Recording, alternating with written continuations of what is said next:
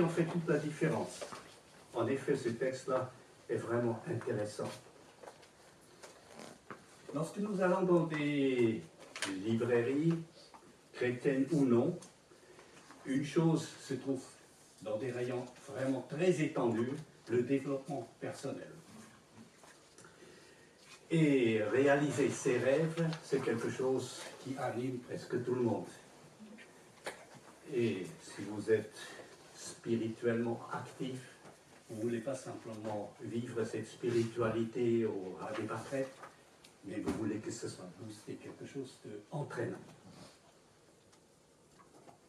Alors, aujourd'hui, nous allons regarder la croissance spirituelle sous un angle souvent négligé. Mais avant qu'on s'y lance, encore quelques informations concernant notre épître. L'église de Philippe a été créée par Paul et Silas, mais en même temps, ils étaient accompagnés par Luc et par Timothée. Timothée, en quelque sorte, c'était le stagiaire. Il venait juste rejoindre l'équipe et regarder comment on fait. Et un partenariat particulier s'est développé entre l'église de Philippe et de Paul. Ce qui caractérise cette épître, c'est le côté joyeux. Il faut se réjouir. Pourtant, l'apôtre Paul se trouvait en prison lorsqu'il a écrit cette épître. Des faux enseignants rôdaient autour de l'Église. Il y avait une certaine menace, pas encore vraiment palpable à l'intérieur de l'Église. Et Paul insiste sur la croissance de la connaissance de Dieu et de la communion fraternelle. Mais ce qui frappe cette épître, c'est qu'il n'y a pas vraiment beaucoup de théologie. Ce n'est pas comme l'épître aux Romains, où vous avez vraiment des chapitres et des chapitres en vous détail, c'est un traité de théologie. Ce n'est pas du tout le cas de Philippiens. C'est une lettre très personnelle. On sent la relation profonde qui unit l'apôtre Paul à cette église et l'inverse aussi. Nous allons donc aborder ce sujet de la croissance spirituelle à travers deux grands chapitres, deux exemples à suivre, Épaphrodite et Timothée, et ensuite plutôt un développement des conseils, des encouragements, des exhortations de la part de Paul sous le grand titre croissance spirituelle. Exemple à suivre, l'Épaphrodite. J'ai cependant estimé nécessaire de vous renvoyer mon frère Épaphrodite, mon collaborateur et mon compagnon de combat, que vous aviez envoyé afin de pourvoir à mes besoins. Il désirait vous revoir tous et se tourmentait parce que vous aviez appris sa maladie. Il a été malade en effet, tout près de la mort, mais Dieu a eu pitié de lui. Et non seulement de lui, mais aussi de moi, afin que je n'aie pas tristesse sur tristesse. Je m'empresse donc de le renvoyer pour que vous puissiez vous réjouir de le revoir et que je sois moi-même moins triste. Accueillez-le dans le Seigneur avec une joie sans réserve et ayez de l'estime pour de tels hommes. En effet, c'est pour l'œuvre de Christ qu'il a été près de la mort. Il a risqué sa vie afin de vous remplacer dans le service que vous ne pouviez pas me rendre. Épaphrodite était donc un collaborateur, un compagnon de combat de l'apôtre Paul. Il était envoyé par l'église de Philippe, un missionnaire en quelque sorte, qui travaillait côte à côte avec l'apôtre Paul et qui s'est dépensé pour lui, pour la mission. Et il n'a pas compté son effort. On ne sait pas exactement pourquoi il a été conduit presque à la mort, mais il ne s'est pas retenu, il s'est dépensé, il a risqué sa vie au service de l'apôtre Paul. Un exemple d'un homme dévoué, un homme qui n'a pas compté, qui n'a pas regardé ses horaires. Il s'est dépensé de tout son cœur. Le deuxième exemple, c'est Timothée. J'espère dans le Seigneur Jésus vous envoyer bientôt Timothée, afin d'être moi-même encouragé par les nouvelles que j'aurai de vous. Car je n'ai personne qui partage mes sentiments pour prendre vraiment votre situation à cœur. Tous, en effet, cherchent leur propre intérêt et non ceux de Jésus-Christ. Vous savez que Timothée a fait ses preuves en se consacrant au service de l'Évangile avec moi comme un enfant avec son père. J'espère donc vous l'envoyer dès que je serai au clair sur ma situation. Et j'ai confiance dans le Seigneur que moi aussi, je viendrai bientôt. Timothée a fait ses preuves en se consacrant au service de l'Évangile comme un enfant avec son père. Je vous avais dit au départ, il était comme un stagiaire à Philippe. Entre-temps, les années se sont écoulées, c'est un homme aguerri, compétent et qui s'est voué au service de l'Évangile. Le mentor de Timothée, c'est l'apôtre Paul. Et il est donc une personne de confiance. Et c'est extraordinaire ce qu'on voit ici. Je n'ai personne qui partage mes sentiments pour prendre vraiment votre situation à cœur. C'est un homme qui sort de l'eau. Ce n'est pas la simple moyenne, plus ou moins engagée. C'est un homme dévoué qui vraiment a saisi l'importance du service. Mais on est quelque part effrayé en lisant ce dernier verset qui s'affiche. Tous, en effet, cherchent leur propre intérêt et non ceux de Jésus-Christ. Comment cela se fait-il que l'apôtre Paul, un homme aussi spirituel, ait dans son équipe des personnes qui courent après leurs propres intérêts? Ils se sont égarés, ils se sont mis eux-mêmes au centre au lieu de servir Dieu. Nous sommes aujourd'hui ici et ces questions se posent aussi à nous. Quelle est la priorité dans notre vie? Cherchons-nous nos propres intérêts ou cherchons-nous ceux de Jésus-Christ? Nous continuons maintenant avec l'autre partie sur la croissance spirituelle. Il y a 4 parties qui sont dans ce texte-là. Soyez unis dans le combat pour la foi de l'Évangile. Vivez ensemble dans l'harmonie et l'humilité en Christ. Conduisez-vous l'un envers l'autre à la manière de Christ. Et le dernier point, soyez la lumière du monde en apportant la parole. Commençons avec le premier point, soyez unis dans le combat pour la foi de l'Évangile. Seulement, conduisez-vous d'une manière digne de l'Évangile de Christ.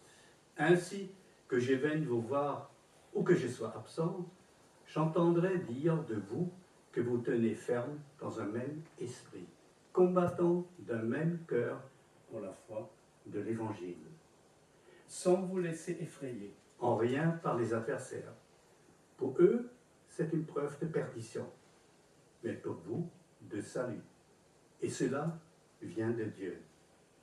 En effet, il vous a été fait la grâce non seulement de croire en Christ, mais encore de souffrir pour lui, en menant le même combat que celui que vous m'aviez vu mener et que vous l'apprenez maintenant, je mène encore. Menez une vie digne de l'Évangile. Lorsque vous entendez cette exhortation, à quoi pensez-vous? Probablement, comme beaucoup, ce doit être un appel à lire la Bible quotidiennement. C'est comme ça qu'on grandit. Méditez régulièrement la parole. Si vous le faites, félicitations. Cultivez une vie de prière. indispensable. Félicitations si vous le pratiquez. Vous vous formez, vous lisez des livres, vous suivez des cours pour progresser dans la connaissance de Dieu. Félicitations. Vous fréquentez le culte, vous êtes ici, donc c'est acquis. Félicitations. Pourtant, dans tout ce texte-là que nous venons de lire, aucun de ces éléments n'a été mentionné. C'est tout un autre aspect qu'on aborde ici dans ce passage. Tenez bon dans un même esprit. Ce qui est important, ce qui est primordial, c'est cette unité, c'est une même pensée que doivent régir les fidèles qui se retrouvent dans l'Église. Combattre d'un même cœur, côte à côte, pour la foi de l'Évangile. Avoir donc une vision commune, ensemble on avance, ensemble on travaille pour accomplir la volonté de Dieu. Et ensemble on ne se laisse pas effrayer par les adversaires. N'oubliez pas, Philippe, il y avait la persécution. L'apôtre Paul et Silas avaient passé du temps en prison. Donc, c'est une situation qui est assez difficile. Ne pas se laisser effrayer par les adversaires est donc important. S'ils ne se laissent pas effrayer, c'est un signe de perdition pour ceux qui ne se plient pas à la parole. La perdition pour les adversaires. Mais pour ceux qui persévèrent, qui tiennent bon, c'est un encouragement. Voilà, nous sommes sur la bonne voie. Nous avons vraiment acquis le salut. Nous avons la force, le courage de tenir bon dans l'adversité. Et deux faces de la grâce nous sont mentionnées. L'une, de croire en Christ. C'est un cadeau de Dieu de pouvoir croire, même dans les situations difficiles.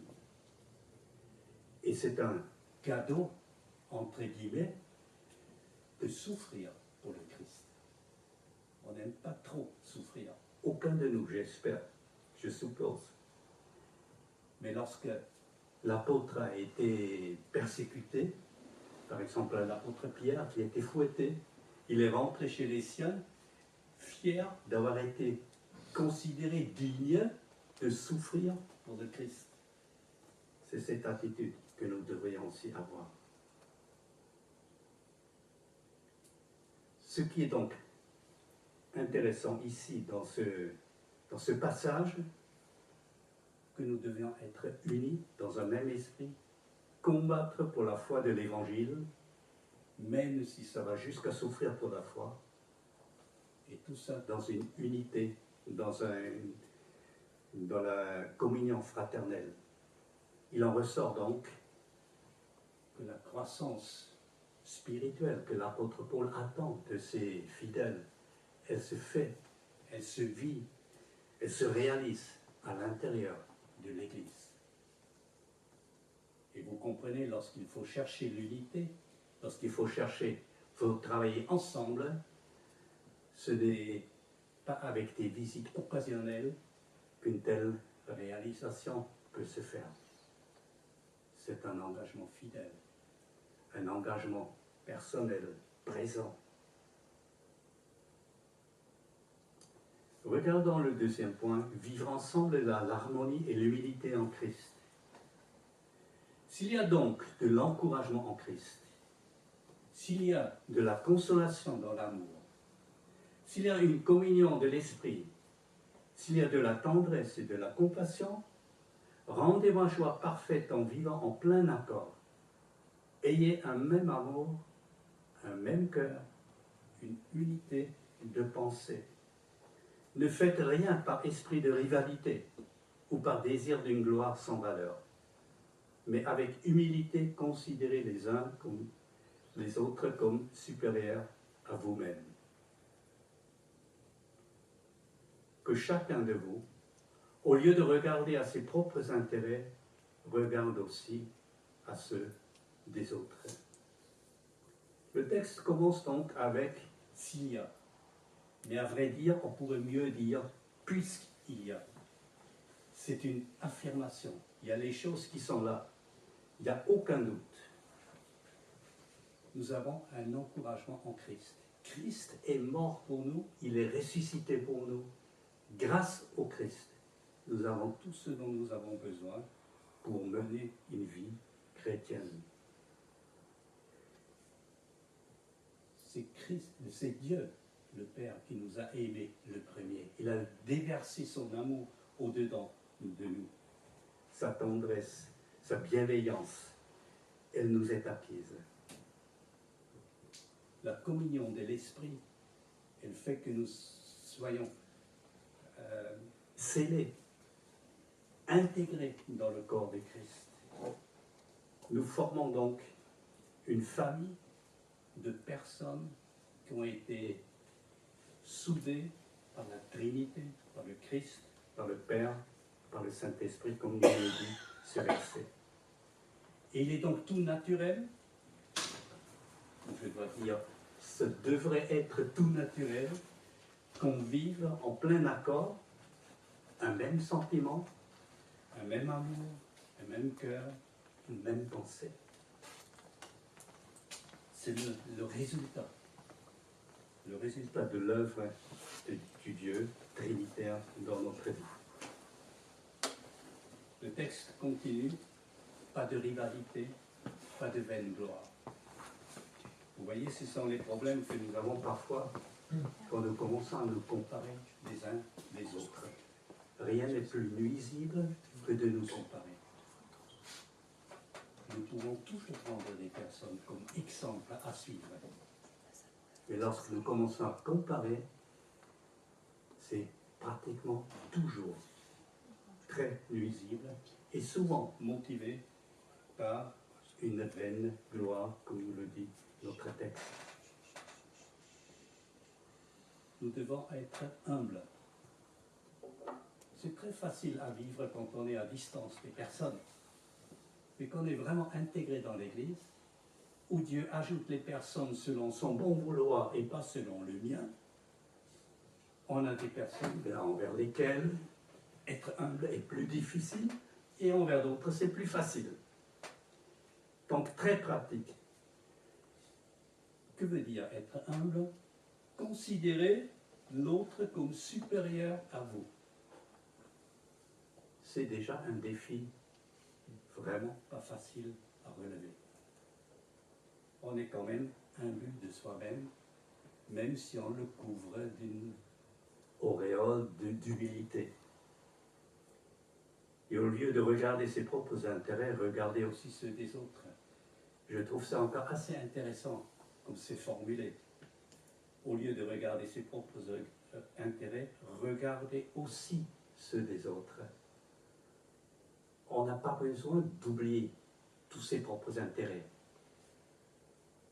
Mais il faut les considérer au même titre.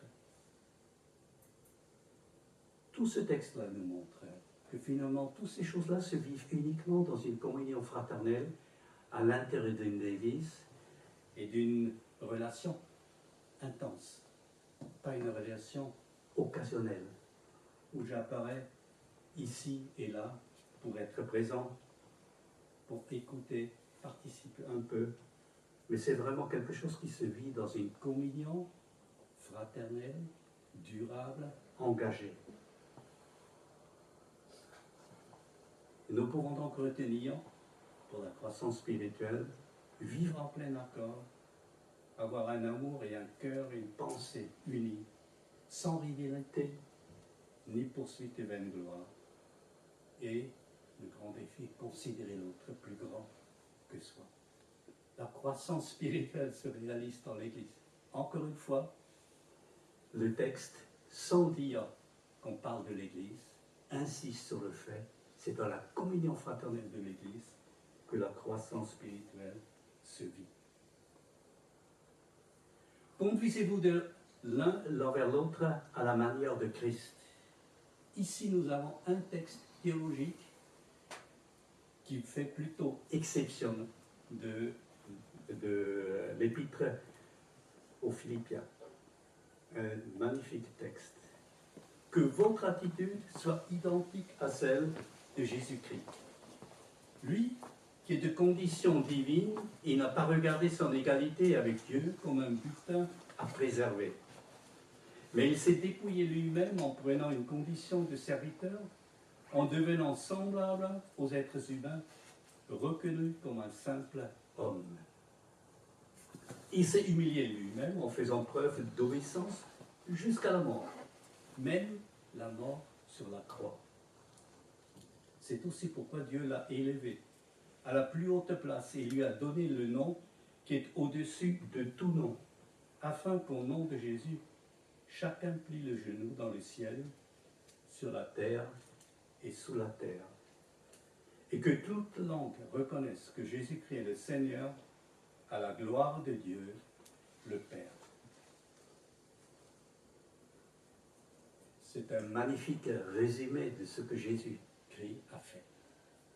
Et on pense que c'était un texte que les disciples du temps de l'apôtre Paul apprenaient par cœur pour savoir résumer ce que Jésus a fait. Le texte nous interpelle donc que votre attitude soit identique à celle de Jésus-Christ. Il est notre modèle, il est notre guide. De nature divine, il est créateur, il est de Dieu éternel, il devient serviteur semblable aux êtres humains. Imaginez le Dieu créateur qui se fait langer par une femme qui n'est pas parfaite, qui se fait éduquer par un couple qui n'est pas parfait, et qui se plie aux réprimandes des parents imparfaits alors que lui-même est Dieu. C'est tout simplement incroyable. Et il s'est humilié jusqu'à la mort. Pour ensuite être exalté à la plus haute place, au nom, un nom au-dessus de tout nom. Et tous reconnaissent que Jésus-Christ est Seigneur. Ça veut dire qu'il est Dieu. D'abord l'humilité et ensuite la gloire. Et c'est là pour notre engagement dans l'Église. On ne recherche pas la gloire, on ne cherche le service à la manière de Jésus-Christ. La gloire, s'il y en a, elle viendra plus tard, au bon moment, lorsque Dieu le veut. Et le tout motivé pour la gloire de Dieu. C'est primordial. Nous avons donc, pour le développement de notre spiritualité centrée sur Christ, ayez la même pensée que Christ. Ça veut dire l'humilité, le service. La gloire, elle viendra ultérieurement. Et de nouveau, la croissance spirituelle se fait où? Elle se fait dans l'Église. Dans une communion étroite, intense, engagée. Soyez la lumière du monde en apportant la parole. Nous arrivons au dernier passage de notre texte. Ainsi, mes bien-aimés, vous qui avez toujours obéi, non seulement quand j'étais présent, mais bien plus encore maintenant que je suis absent, mettez en œuvre votre salut avec crainte et profond respect. En effet, c'est Dieu qui produit en vous le vouloir et le faire pour son projet bienveillant. Faites tout sans murmure ni contestation, afin d'être irréprochables et purs, des enfants de Dieu sans défaut, au milieu d'une génération perverse et corrompue. C'est comme des flambeaux dans le monde que vous brillez parmi eux, en portant la parole de vie. Je pourrais alors être fier le jour du Christ et de n'avoir pas couru ni travaillé pour rien.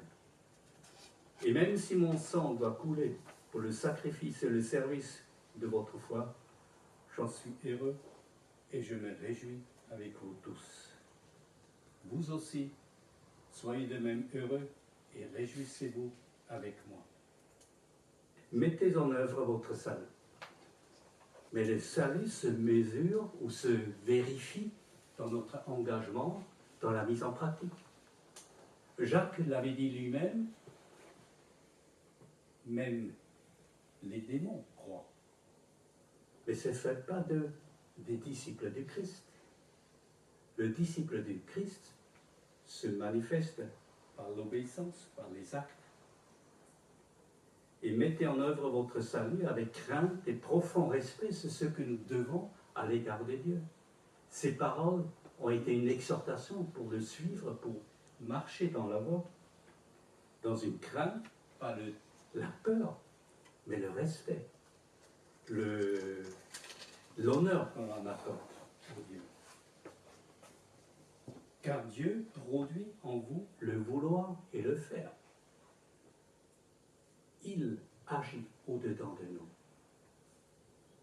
Nous ne sommes pas capables d'accomplir les volontés de Dieu par notre propre force. Il met en nous la volonté de le faire et il nous équipe aussi de le réaliser pour son projet bienveillant.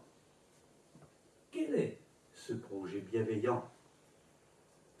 Si je regarde dans l'Ancien Testament, le projet bienveillant de Dieu, c'était de se créer une nation Israël qui n'avait aucun mérite. Il a choisi ce peuple pour se révéler dans ce peuple et à travers ce peuple. Israël a assez lamentablement échoué. Il a eu pas mal de réprimandes de la part de Dieu. Ensuite, Jésus a choisi l'Église. L'Église est son projet bienveillant. Jésus crée l'Église, il en est la tête, il en est le maître, nous sommes son corps, ça c'est son projet.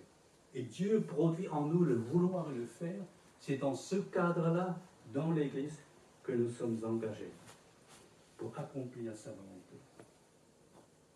Faites tout sans murmure ni contestation. Quand nous entendons ces mots, ça ne nous dit pas forcément beaucoup de choses, sauf si nous avons bien lu l'Ancien Testament. Murmurer et contester, c'est une caractéristique du peuple Israël dans le désert. Ils étaient franchement doués pour cela. Et Dieu les a sévèrement repris. Mais murmurer, ne pas être content, contester, ne pas être content avec les conditions, contester les responsables, se soulever contre les responsables, ça caractérisait la traversée du désert. Pas de murmure, pas de contestation. Pour être irréprochable, pur, enfant de Dieu, sans défaut. Ça ne veut pas dire que nous soyons sans péché. Ça ne veut pas dire que nous soyons sans aucun défaut. Mais ça veut dire que nous marchons dignes de notre appel. Dieu nous a rendus purs. Dieu nous a rendus irréprochables. Et que cette réalité spirituelle se transpose aussi dans notre vie quotidienne. Et cela dans un milieu d'une génération perverse et corrompue. À l'époque, Israël aurait dû être un État d'exemple où toutes les nations auraient dû devenir jaloux de ne pas être Israël.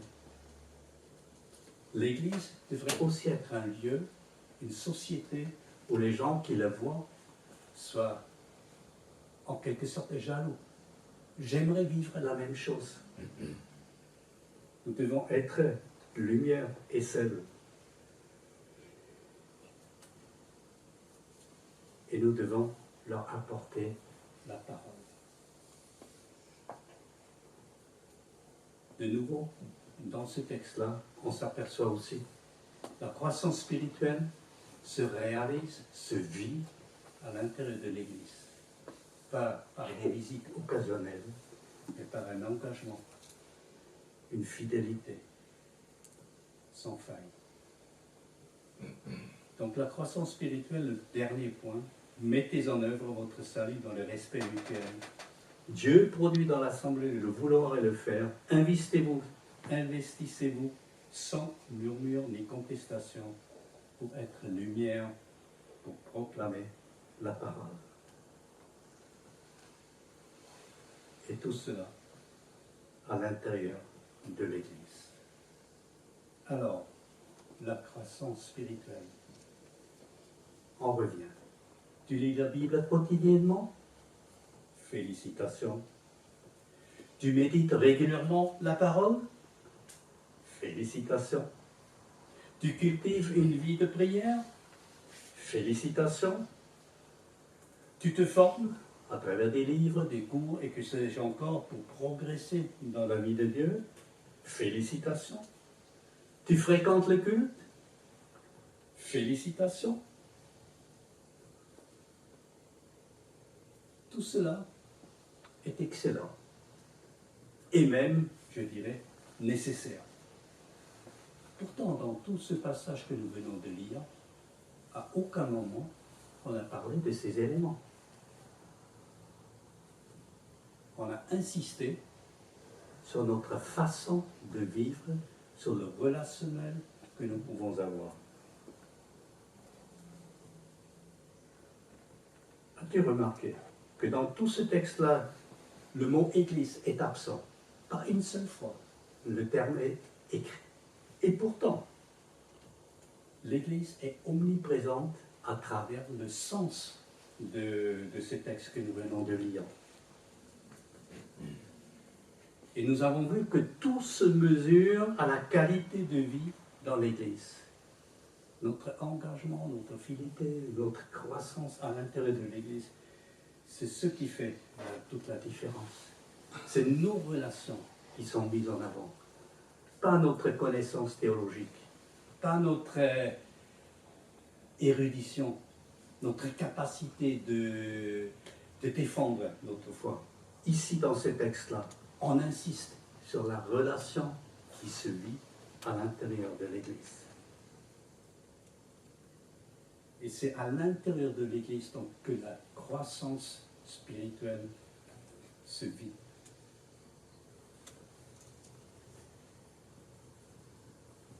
Alors, il y a une question qui nous reste encore à poser. Es-tu un membre fidèle et engagé de l'Église? Si oui, félicitations. Sinon, il n'est pas trop tard pour s'élancer et être fidèle à la suite du Seigneur dans son Église pour la gloire de son nom. Amen.